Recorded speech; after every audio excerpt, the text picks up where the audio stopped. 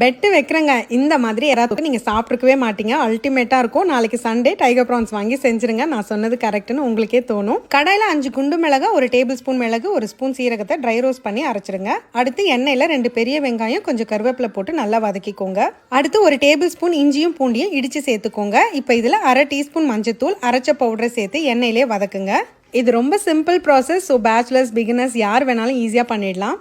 கலருக்காக 1 டீஸ்பூன் காஷ்மீரி மிளகாய் தூள் சேர்த்துக்கோங்க. தேவையான உப்பு சேர்த்து நல்லா வதக்கிட்டு க்ளீன் பண்ண ப்ரான்ஸை சேர்த்துருங்க. நான் டைகர் ப்ரான்ஸ் 3/4 கிலோ எடுத்திருக்கேன். நீங்கள் நார்மல் ப்ரான்ஸ் எடுக்கிறதா இருந்தால் 1 கிலோ எடுத்துக்கோங்க.